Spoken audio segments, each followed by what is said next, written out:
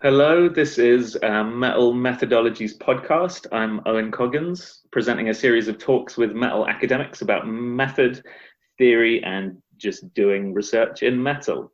Today I'm talking to Dr. Rosemary Lucy Hill, Senior Lecturer in the Department of Media and Performance at the University of Huddersfield. Welcome.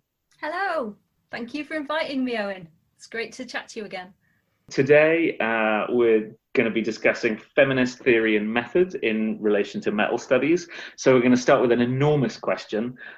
What is feminism in metal research? What does it get at that might be missed by studies that don't take into account feminist ideas or critical approaches to gender? Yeah, this is a massive question, Owen, so thank you for starting with that one. Okay, what is feminism in research? Well, I guess we start from the point that the world is mostly male dominated and that women are treated like second-class citizens and subject to many inequalities and violences, and that often in research we don't know enough about what's going on in women's lives because research tends to treat men as if they are normal and women are this weird thing that sits outside of the norm. Like in medical trials, they're often done on men because women are seen as being too unusual, so that you wouldn't understand the real effects of the drugs. So we're talking about it in a sort of more of a metal context. Often when we think about feminism and research, we're thinking about women's lives, which are quite often omitted. So you might remember Jeffrey Arnett's work from the late 90s, in which he basically decided that women metal fans were too unusual to study and just ignored the women that responded to his call for participants. So it's also about taking women as subjects in our own lives rather than as objects of study, so that listening to what women say is really, really important and taking that seriously. And it's about, therefore, thinking about things like women's art and culture and politics.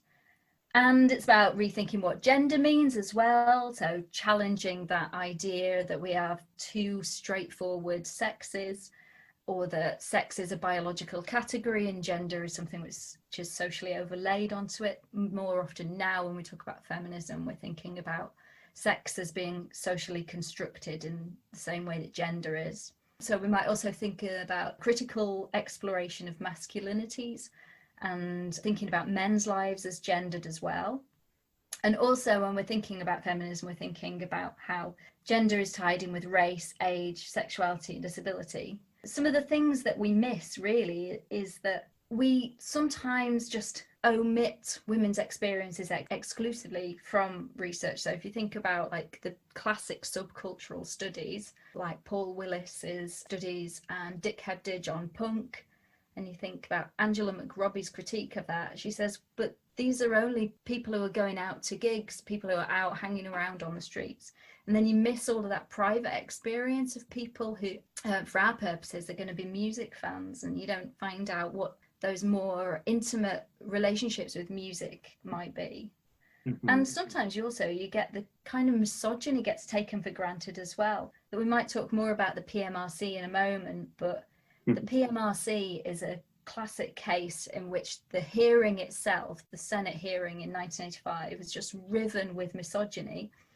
But nobody has actually explored that until Heather Savini and I explored it more recently. And that misogyny at the heart of the hearing and at the heart of the treatment of the women of the PMRC just gets taken for granted and becomes part of the mythology and the ontology of metal and metal studies. And that's obviously a problem. It misses a whole sort of area that's really important. Like, I think it's really interesting mentioning about intimate spaces, which women might be more comfortable kind of engaging in certain aspects of the music culture. And it strikes me that that might be more difficult to study because there's questions about access and privacy and that kind of thing. But it doesn't mean that they're not important as dimensions of popular culture. Yeah, that's totally right. That's totally right. And as my colleague Ben Litherland would point out, actually we have this problem across fan studies where you don't necessarily know about those more private experiences. And that in my book, that was one of the things I wanted to get at, the way in which people who maybe feel excluded from more obvious ways of being fans, like going to gigs or hanging around record shops, as if that's a thing anymore, but it kind of still was when I was starting my PhD 15 years ago. And my point was to try and get to those more intimate experiences, because I knew that going to gigs wasn't the sum total of being a fan. And if your favourite band has been dead for 20 years, anyway, right, there's all sorts of ways in which just looking at those public experiences miss out more interesting ways of being a fan, for example. I think the other point I wanted to make about what we miss if we're not considering gender and research is that when it comes to thinking about metal, it's often that the women in metal are treated as being extraordinary. Oh, why are they here? Rather than us critiquing metal's whiteness and its kind of hyper masculinity and thinking about that as extraordinary. And I think that sort of ontological turning things on the head is really important. It changes your object of study away from the people in it into thinking more about the structures and the systems that keep metal white and keep metal male. Mm-hmm. Yeah, Laina Dawes talks a little bit about that in her book about Black women in metal, that sometimes people who are marginalized even kind of adopt that narrative that they're unusual or extraordinary. And I think, you know, when you're a metal fan, you kind of thrive on that sort of oppositional identity, don't you? You rather like being on the outside of things, and you take courage that there are other people who are also enjoying being on the outside in the same way. And I can see how the attractions of taking on that position of being extraordinary. Yeah, that's interesting. Mm. So you mentioned your book that came out in 2016, Gender, Metal and the Media, Women, Fans and the Gendered Experience of Music. What prompted you to write the book? And specifically, how did you arrive at the methods that you used? I had originally wanted to write my PhD about the joys of fandom, and it wasn't originally about metal so much as it was about the joys of fandom and friendship and fandom in women's lives. Mm-hmm. But as I was starting my PhD, I was reading Kerrang magazine, and I was just so horrified, really, by the representation of women fans and women musicians. It was just depressingly similar to the way that the young women who loved the Beatles were being treated as screaming, hysterical idiots. You know, it was just like, hang on, it's like 2007 by now. Surely things should have moved on. Oh God, they haven't moved on. And despite the fact that metal has this sort of mythology of its inclusivity and how it's different from kind of mainstream pop music. Yeah, exactly. And you see that all over the letters pages of Kerrang. Oh, it's so different. We're not sexist. We're not like that. If you like metal, then that's fine. You can come in and be part of our club. But of course, it's not really like that when it comes down to it. And in fact, can make it even worse because it denies the existence of any problems, and so it makes it less easy to actually deal with. Absolutely, yeah. And you see that in the letter pages of Kerrang. It just shuts down any ability to even assert a feminist argument, because as soon as you do that, you're positioned as being outside of the metal world, and if you're not on the inside, then you don't have the right to critique it. Yeah. So there was all of that, and I guess I started my PhD thinking that I wanted to prove that women could be serious music fans, and that they could think about music in important and useful ways. But actually what happened was that I came to the conclusion that we need to challenge this notion of what counts as being a serious music fan, or having that deep, serious engagement with music, and what like subcultural capital means in that context. And I thought, you know, actually when we think about music, we need to be thinking about joy, and we need to thinking about frivolity and bodily experiences, and like the romance dialogues and the pleasure, the erotic pleasure of looking at musicians that you're attracted to, and actually valuing those are important ways of enjoying music. Mm-hmm. And I still think we don't do enough as metal scholars to really celebrate the fact that metal can be utterly ridiculous, and that is a pure joy. Although I think Keith Carn-Harris is on a one-man campaign on Twitter to make everyone aware of Glory Hammer. It's interesting that even the idea of seriousness isn't too far away from ideas about authenticity, which then become these really kind of tired attempts at gatekeeping, and some people claiming to adjudicate on what other people are allowed to do or like or think about things. Yeah, absolutely. Yeah. Can you talk a bit about the methodology in the book? Yeah, so I did two things. People say that I did an ethnography, but I wouldn't say that I did an ethnography because I didn't actually start out as being that much of a metal fan.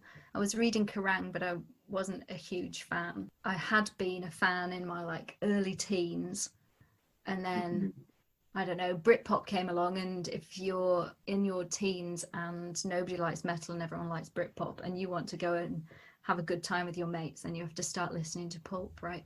That's what happened. And then the Darkness came along and everything got better. But I didn't think of myself as a metal fan at the time, so I wouldn't have ever said I was doing an ethnography. But the more the research went on, the more I found bands that I loved and the more excited I became. And that's not talking about methods, that's just a personal journey. But also I do feel like it's important to correct that notion that I did ethnography, because ethnography is something really deeply immersive, and I was very much coming at this from more of an outsider starting point, not totally outsider, but yeah. And I suppose you did have experience of a broader realm of music fandom and going to gigs and things that you could draw on in those interviews. Yeah, and as time went on and I met people and my partner was getting more into metal again, having gone through a sort of similar journey to me in terms of his personal history. So metal was becoming more important. But actually, now that I'm saying that, so although I wouldn't have called what I did an ethnography, I'm actually thinking about the way in which people define themselves as fans and who is allowed to call themselves a fan, and how that in itself is really gendered. And like when I spoke to all of these women, and it just to answer your question about why would I have done interviews, it's like it's a classic feminist method, and I was in the Centre for Women's Studies, so and I also wanted to hear about other people's experiences in a direct way, to ask them questions that weren't being asked in popular music studies, because metal wasn't really very studied, because there weren't many, if any, studies of women who liked metal really at that time. It's like going back to like 2007, 2008. What was I going to say? Oh yeah, and that in these interviews, so many of them would say, "Oh well, I wouldn't call myself a fan, because to be a fan, you have to be," and then they list a bunch of stuff like knowing the names of the people in bands, or knowing the lyrics, or understanding the musical construction of songs. All of these reasons why they wouldn't call themselves a fan. And it was really interesting to me. They answered my call because they liked one or more bands that cropped up in Kerrang a lot, but that notion of being a fan was really quite a tricky one for them to grasp. And I've just been reading a dissertation of a student at Leeds, an undergraduate dissertation called Ria Mooney, and she explores this idea as well, and how difficult it can be for women to actually claim fandom in metal because of that gatekeeping that you mentioned, and because to claim it means it's a risk to yourself that people are going to say, no, that's not who you are, you're not a fan, you don't count. So interesting now to, whilst I'm talking to you, be reflecting on that notion of ethnography. Yeah. One of the things I thought was interesting in the book, you talk a bit about the PMRC, the moral panic in the 1980s in the US, really driven by the conservative authorities and the evangelical Christian right, depicting metal as sexist and also violent and satanic and related to drugs and suicide. And a lot of metal studies research, as well as kind of the popular discourse within metal music culture, has really kind of rejected that representation outright. It's hilarious, isn't it? It's all about Satan. You can even argue that metal studies itself begins in response to this, with Donna Gaines and Dina Weinstein, both in their books explicitly saying that they're writing in a defense of metal audiences. But you wanted to revisit that debate. So can you just describe why it was important for you to do that? and how you navigate, on one hand, wanting to avoid those kind of really stereotypical demonizations, but on the other hand, really kind of wanting to challenge sexism and misogyny. Yeah. When I think back to when I first read Dina Weinstein's book, and, still living very much as a student, that being like the first thing I picked up about metal, the first academic book. Mm-hmm. I have to say that I can remember laughing out loud at parts of it, because I just thought, that is so inaccurate. That is so wrong. That is just ludicrous. And I know that Dina's a fan, and she talks about her fandom in the book, and that's important, and that she represented metal in the way that felt true to her. But we're coming at it from a difference of a number of years in our life, we're different generations, we live in different countries. Where metal might have really diversified in that kind of intervening period. So it was maybe made more sense for her at the time in the early 90s to talk about metal and its audience as one thing, but even a decade later it was much more varied. Yeah, I guess so. Yeah. And Dina and I have very different political positions, I think, as well. And I have a huge amount of respect for Dina, but I don't know that she would call herself a feminist. I've never heard her say that. And certainly if she would call herself, I think we'd have a different sort of take on what feminism is. And I didn't agree with everything that she was saying in her book. But it took me off to watch the hearing, to watch that PMRC Senate hearing. And I found it absolutely fascinating. And I really, really, really like Frank Zappa. and found it interesting to watch that. And yet I was thinking to myself, but the PMRC have got a really good point here. This misogyny is nasty. This violence that you see in music videos and that you hear in metal lyrics is just vicious and unpleasant. And who wants to see that, right? Obviously some people do, but I think, and I was like, God, the PMRC, they're onto something. I don't agree with everything they say. And, we've got quite different political positions as well, but actually this is important. And they've just been sort of pushed to one side and treated as if they're just a bunch of silly old women who don't know what they're talking about. And then Heather Savini and I, over the last couple of years, have gone back to the transcript of the hearing, and that's when it really hit home. Just how they were set up to fail at that hearing right from the get-go. I mean, the practices of male bonding going on between like Frank Zappa and John Denver and the male senates who are in there, the way in which Frank Zappa in particular just tears the women apart just for being women and for being mothers who dare to speak up. And they're not actually engaging with the criticisms that music is full of sexual violence. We'll leave the Satanism for the moment. And it was just like, Heather and I were like, well, what did the PMRC ever do for us? Well, actually, there's the roads, and we were like, this is a really good point. And it's interesting that actually in Dina's book, she talks about the accusations of violence, Satanism, drink and drugs, but she doesn't really address the question of sexual violence. It just felt like really shocking that the sort of orthodoxy about the PMRC that was present in the press, that was present in what Frank Zappa was saying at the hearing itself, this was in metal studies as well, and that it wasn't being addressed. I can't remember what your original question was, Owen. No, I mean, I think it's sort of just a really interesting point to make when you're right that the convention is just dismiss outright everything that they said. It reminds me, Titus Helm's got a good paper about the sort of satanic occult parallel to the sexism argument. What's the paper called? Controversial Metal and Controversial Religion. And it's a similar argument. Basically, he points out that there's a tension between, on one hand, rubbishing the idea of metal having these morally problematic effects, but on the other hand, metal studies research often wants to say that the music can be a really powerful source for creative identity formation. Heather and I make a similar argument in our article. It's like all of the media studies stuff that says there's no hypodermic syringe effect. You know, you can't just listen to metal and then go out and rape someone. Well, that's not actually the whole question here.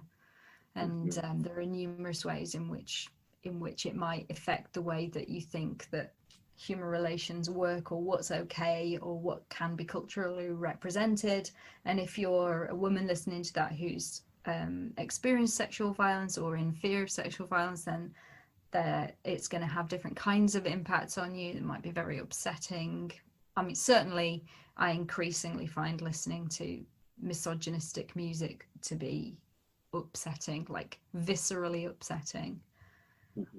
So that's really interesting, and I'll pull that book out. Thinking about people who might be have research questions in mind, or projects that aren't primarily about gender, can you suggest how people might practically incorporate an approach of thinking more critically about gender into their projects, their methodologies, plans, why it might be important to consider gender, even if it's not the central focus? Asking for a friend. Asking for everybody. I think this is really interesting, but quite tricky, because every research project is unique and it's all going to start from a different point and it's going to have different questions.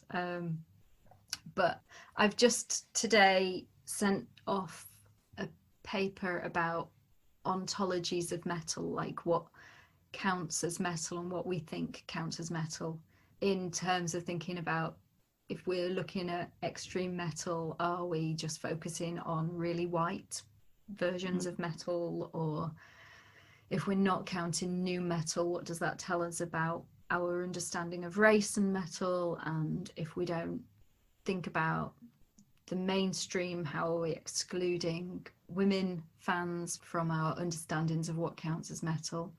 And I think it's really, really important that we do the work of really challenging our own assumptions about the research questions that we're asking, and really carefully interrogating the language that we're using, so that we can understand what it is that we're doing and why we have chosen to do what we're doing. So in the book as well, I talk quite a bit about standpoint theory and acknowledging our own identity in relation to the research, and how that has shaped our research questions, and shaped how we choose to go about the research, shapes what other research and theory we read as we go about doing it. And it's really important to do that work. And I think, you can do that at any point in the research process, but ideally you want to do it right at the start, of course. Yeah, it makes me think about kind of what you mentioned earlier about how the categories that people think about audiences, for example, in metal, the fact that there's a sort of default of male, white, straight, English-speaking fans, for example, and that's female, black or brown, indigenous, queer metal fans are kind of seen as other. It kind of strikes me that maybe it might be important to ask men how gender affects their experience of metal, asking white people how ethnicity affects their participation, because I think even though these things might be less visible or conscious for people, then they certainly, those embodiments still certainly affect people's experience. Yeah, totally. I think if you're to ask a white bloke who likes metal about his race and his gender, it's going to be unusual for him to be able to say more than I've no idea, because those, particularly in the UK, for a lot of people, this is the banal identity that we have. We get to take it for granted when we're white. We don't have to think about it, because we can move through the world quite comfortably, and we might think more about our class position or our gender position. But if we're thinking about race, and I'm white, I don't think about being white, because being white doesn't prevent me from doing anything. But I've been reading Sara Ahmed's Phenomenology of Whiteness, and the way in which she talks about how when you have darker skin, actually your experiences of being stopped from doing things. I find that really powerful. And in the work that I've been doing over the last 2 years, which is about sexual violence at live music events, you start to understand why most of the people who are at gigs are male, right? Because it's not a comfortable space to be in. And I know it's not just women who find it uncomfortable to be standing in close proximity to other people. I know that's not the case, but women are more likely to be touched in sexual ways that they don't want to happen when you're in that sort of crowd. When you're a woman, this happens all the time at gigs, so it just becomes part of your normal experience. But it's a man putting his hand on your hips to move you out of the way, or your shoulders, and like physically moving you from one side to another so that he can get past. And that might not be sexual, but it is a gendered experience of your bodily autonomy being taken away from you. So these experiences that we have that might prevent us from going into a space are the kinds of things which you won't be able to understand if you're only asking white men in the space. But you could be asking them about their comfort and how they feel there. I'm not sure, really. How do you get to understand that experience of comfort unless you also understand experiences of discomfort? And I think you need to talk to both groups of people. Having said that, I do think there's a really big gap in metal studies in that we do have research about men's lives, but we don't have it looked at very often from a masculinity studies perspective. And I think if people are doing work on masculinities or gender, they need to do more than just a quick nod to Judith Butler and Raewyn Connell. They need to do the work, they need to do the reading, and they need to explore what that means. And that's thinking about the ontology of gender from the start of the project. And that work is worth doing. The work on masculinities is really fascinating. And I mean, Sam Du Bois does really interesting work on men, music and emotions. He's got a great book about that. Men, Masculinity, Music and Emotions, I think it's called. And it's, you know, it's important that we understand our lives from the angle of understanding how gender shapes our lives and how sexism allows us to do some things and not others. Yeah. You mentioned there the work that you've been doing about sexual violence at gigs. So I wanted to ask about that in the context of people thinking that, you know, PhD theses and journal articles are the default kind of outcome, but it's always worth thinking about other ways to use and present what you've learned from research. So can you explain a bit about the work you've done around sexual violence at gigs and how that is an outcome of your academic research? Yeah. I'm really thrilled that people find my book useful, and I get emails from people saying they've read it and they find it helpful for their work, but they also find it personal and helpful on a personal level as well as music fans. So I just want to sort of do a shout out to them and say that I'm really glad that they find it useful. But the work that I've been doing over the last couple of years with Molly Megson, Dave Hesmond-Halsh and Girl Gang Leeds and Kate Zazulka. This has been about trying to make a difference to the gig experience for a bunch of different people. Women gig goers would be one group, LGBTQ gig goers would be another, and venue managers and promoters as well. And actually, before we started doing this research, there was next to nothing written about sexual violence at gigs. Wow. Just a little tiny bit about sexual violence at festivals. And it's been such a normalized part of our experiences across the research team. I mean, all of us, except for Dave. Oh no, even he talked about it actually when I think about it. So we all had experiences of being groped at gigs and stuff, but it just hasn't been talked about in the literature. So we did the research and heard some real horror stories. We revisited our own experiences as well. So like my experience, just before one of the heavy fundamentalisms conferences, I went to see Metallica, who were amazing, and was groped whilst I was there. So that was very upsetting. Anyway, why am I talking about that? Oh yeah, to bring it back to metal, people always say to me, oh, I bet it's much worse at metal gigs. It's just bad everywhere. You know, it's bad unless a venue has made a decision to do something about it, then it's bad. So the research was aiming to do something about it, and what we did was we ran workshops for venue managers and promoters, which told them about the problem. And the thing was that was so surprising to us was how few male managers and promoters were actually aware of the fact that it was a problem at all. Because as we discovered, women weren't reporting it when it happened, and men too, because they were met with disbelief. They were just treated really badly, so they weren't reporting it if it happened. So venue managers, promoters, they didn't know what was going on. We set up these workshops, we told them about what was going on, but we also were able to make them aware of an organisation called Good Night Out, which trains venues and promoters in how to respond better when sexual violence occurs, how to use the law to help you to respond better in terms of like licensing laws and that kind of thing. And that was just phenomenal, really. And as a result of that, we've had a number of different venues around Yorkshire who have gone on to have training with Good Night Out. And that's just fantastic.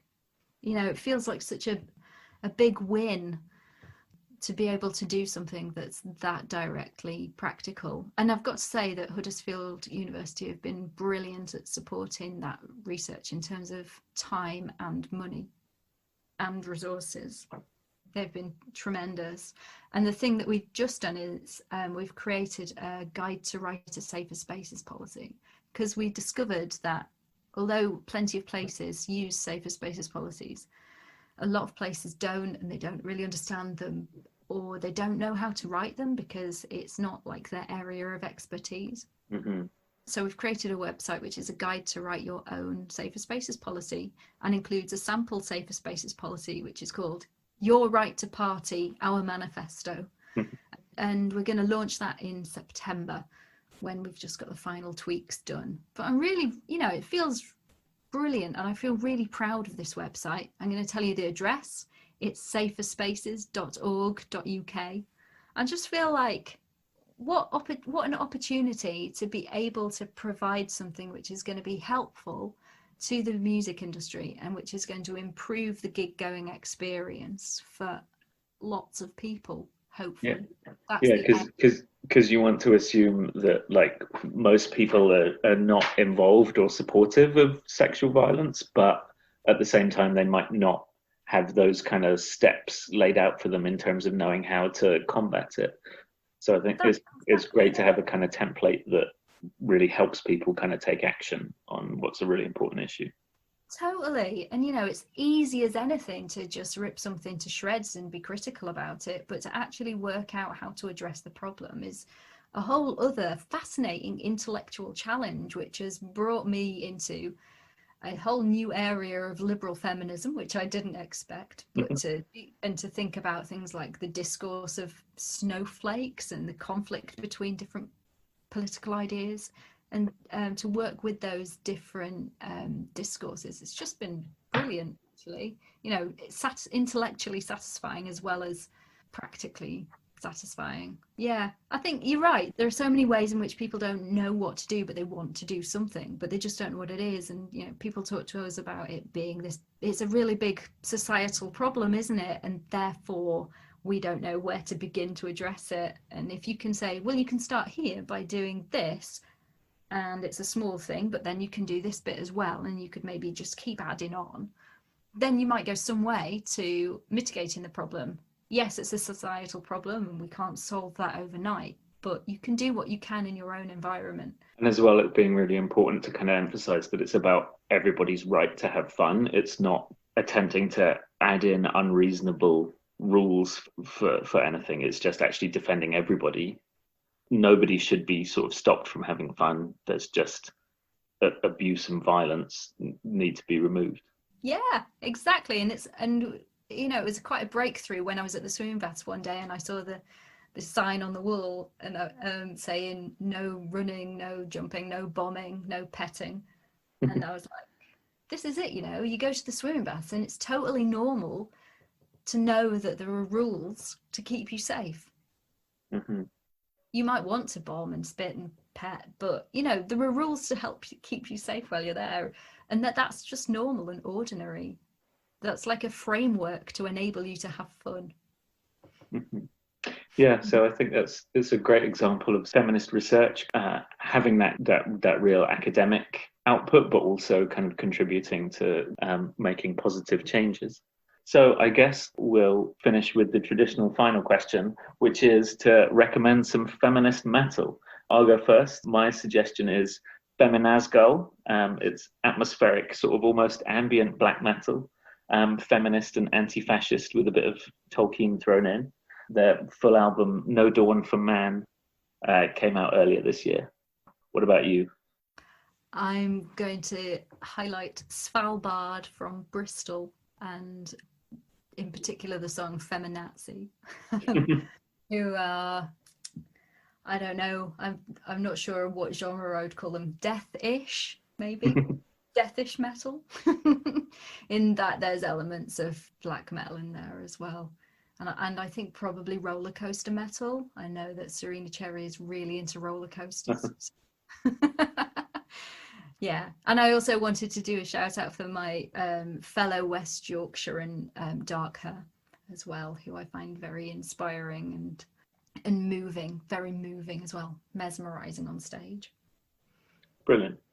Thanks, Rosie. So check out the website saferspaces.org.uk. You can follow the project on Twitter at musichealthy.